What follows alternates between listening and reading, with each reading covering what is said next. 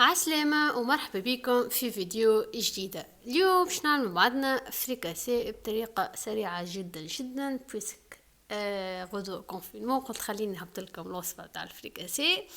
ماك تعرفوا ولا تعدى وتقاليد فريكاسي ويو في الكونفينمون. دونك اول حاجه باش نعملها باش نحضر بيان سور العجينه خاطر لازمها ترتاح. باش نحط 600 غرام نتاع فرينه.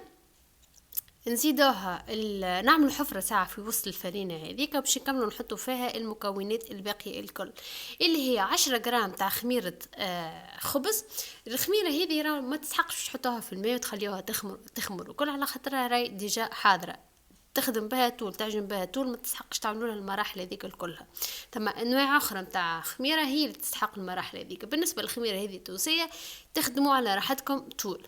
باش نزيدوها مغرفه صغيره نتاع خميره حلويات. دونك حطينا 600 غرام فرينه، نزيدوها 10 غرام خميره خبز، نزيدوها مغرفه صغيره تاع خميره حلويات يعني 5 غرام خميره حلويات.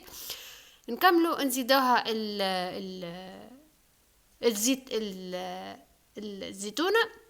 قبل ما نحطوا ساعة زيت زيتونة باش نشدوا الملح نحطوه على جنب نبعدوه على الخميرة وعلى الجو ذاك الكل باش الخميرة متاعنا ما تتهلكش. دونك ريتو كيفاش انا الملح ديما نحطوه على جنب هكاكا يتخلط يولي مع شو اسمه هي الفرينة الحدة متاعو تيح يولي ما يضرش الخميرة. ونشد نحط الزيت الزيتونة. بالنسبة لزيت الزيتونة تقريبا حطيت 3 مغارف كبار، ما بين 2 و3 مغارف كبار متاع زيت زيتونة. ما تكثروش من الزيت باش ما يزيدكمش من الزيت خاطر بطبيعته راهو باش يتقلي في الزيت. نحط توا الماء يكون متلثن.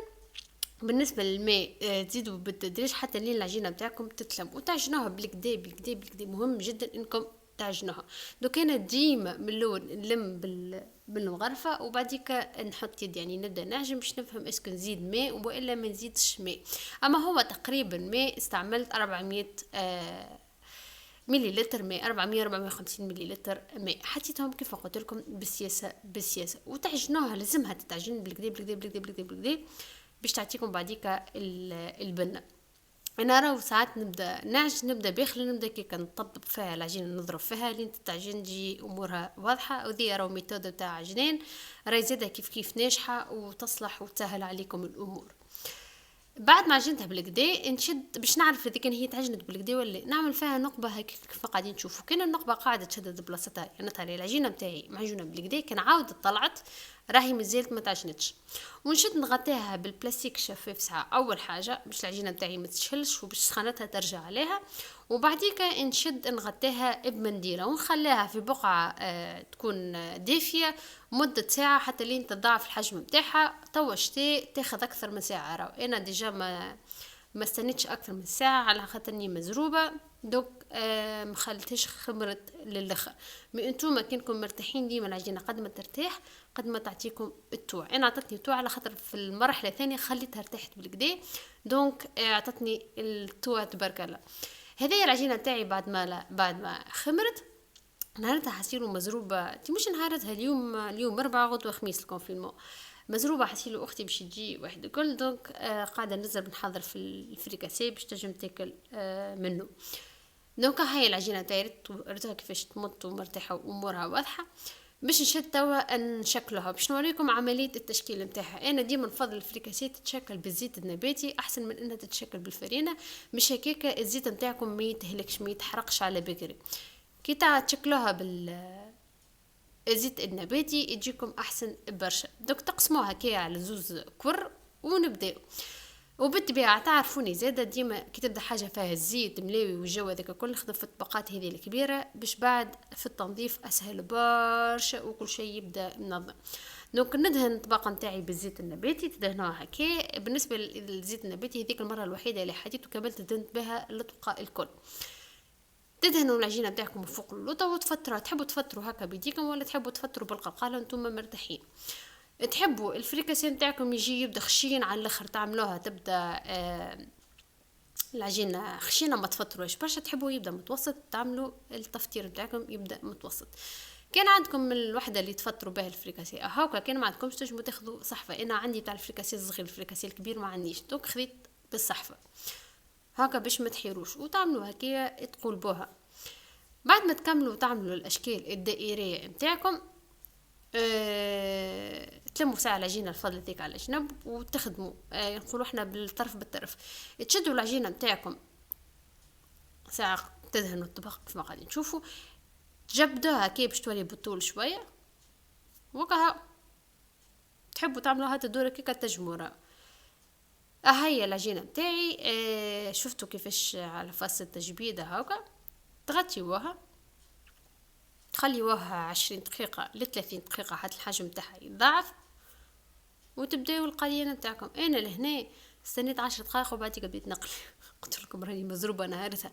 اما ديما راهو قد ما ترتاح قد ما تعطي طوع. تو باش نوريكم الحشو بالنسبه للعباد اللي ماهمش توانسه وما يعرفوش الحشو نتاع الفريكاسي نتاعنا. على فكره الفريكاسي اكله شعبيه. دونك نسحق هريسه. الهريسه حطيت فيها الزيتون وحطيت فيها شويه ماء. نسحق التن ونسحق البيض المسلوق. تقطعونه قطعا صغيرة متوسطة الحجم. ايوه على العربية متاعي. تسحقوا بطاطا مسلوقة. كيف البطاطا تقصوها كعبات صغار. تسحقوا زيتون اخضر، زيتون اكحل من غير قلب، وحتى كان عندكم الزيتون بالقلب حطوا مروا بالكم كي تاكلوا على القلب تدقدقوا كسنين. دونك هذه هي الحشوة بالنسبة للفريكاسي متاعنا. اكهو الباقي راهي اجتهادات شخصيه، اما هذا المتعارف عنه في الشارع التونسي. توا باش نشد نقلي الفريكاسي نتاعي. بالنسبه للقليان لازم تكونوا حذرين جدا، على خاطر صحيح تتبعوا المراحل الكل، اما هذه كان ما تسمعوش شنو اللي باش نقول لكم توا راهو الفريكاسي نتاعكم ما ينجحش. دوك تحطوا الزيت نتاعكم يسخن بالكدا. الزيت لازم يكون سخون بالكدا. هذا الفريكاسي نتاعي بعد 10 دقائق خمران. حسيلوا الكعبات ريت ذوكم اللولانيين جاو اقل نفخان من الاخر من البقيه الكل. الباقي جاي يشره وتشوفوا ديجا الزيت نتاعي سخون بالكدا باش نحط فيه الفريكاسي. شوفوا ما تحطوهاش في زيتك. الزيت يبدا سخون يحرق تكحال لكم كعبه الفريكاسي. لازم ديما تقعدوا مسيطرين على درجه اللون نتاع الفريكاسي نتاعكم باش من داخل ما يتعجنش ومن برا يطيب. هذه حاجه. كي تحطوا كعبه الفريكاسي نتاعكم تشدوا تصبوا عليها الزيت كيف ما تعملوا للبريك، كيف ما تقليوا البريكه باش هكاكا تتفخ وتعمل هكاكا كعبوره. تجيكم حاسيلو من برا مقرمشه ومن داخل فارغه وتبدا تريه. مهم جدا انكم تعملوا العمليه هذه في القليان. راهو هكاك تصبوا عليها زيت بسياسه وهي تبدا تتفخ حتى لين تولي كعبوره كيف ما قاعدين تشوفوا. وردوا بالكم على الزيت ما لازمش يكون بارد وما لازمش يكون الزيت يحرق على الاخر. لازم سخون ميل للمتوسط. وانتم عينكم ميزانكم. لازم كي تحطوها الكعبه وكي تصبوا عليها زيت تتفخ هكاك تلولب. ما لولبتش اعرفها راهو الزيت نتاعك ناقص اسخانه. وعينكم ميزانكم في القليان باش تجيكم كعبات هكا يبداو مذهبين وامورهم واضحه. توا باش نشوفوا الفريكاسي نتاعنا من داخل بالحق بنين على الاخر مقرمش ومن داخل مهوي ما نحكي لكمش. وديما اذا كنت تحبوها الفريكاسي نتاعكم تبدا هكايا العجينه نتاعكم كي تعملوها كي تفتروها تبدا متوسطه. اذا كنت تحبوها من داخل تكون فيها كلها يعني معبيه بالبابه تعملوها تبدا خشينه العجينه، وانتم لكم حريه الاختيار. دونك هنا الفريكاسي نتاعي وريتهولكم من داخل شفتوها كلها كيفاش. هذيك الكميه اللي تحت ما حسبت لكمش راهو قداش من كعبه، خاطر اخواتي خلطوا حسيلو ورا بعض وليت يعني نحلوا ونعمل لهم باش ياكلوا. ديجا عملت صحن وريتكم جوست الخطوات الاساسيه. واكهو تعرفوني مع الماكله ما نلعبش وما نحبهمش ياكلوا الحاجه بارده في جرة التصوير. بالنسبه لي انا هما اهم التصوير. نحاول اني نعدل ما بينكم وما بينهم. دوك تحطوا الهريسه، تحطوا البطاطا المصموطه، تحطوا الزيتون الحلو الزيتون الاخضر، تحطوا العظم المصموط، وتحطوا التن وتزيدوها ضربه اخرى هريسه من فوق. حراره الهريسه ما نحكي لكمش حسيلو وكحة وصحة بشفاء. دونك ان شاء الله تكون عجبتكم الفيديو نتاع اليوم. ما تنسوش تشتركوا في القناه بالضغط على زر الاشتراك الاحمر وتفعلوا بجنبه الجرس باش هكاك كل ما نهبط حاجه جديده تجيكم النوتيفيكاسيون وتقدروا تتابعوا فيها اول باول. تو بقى كي نقول لكم باي باي ونخليكم مع البنه. تشاو.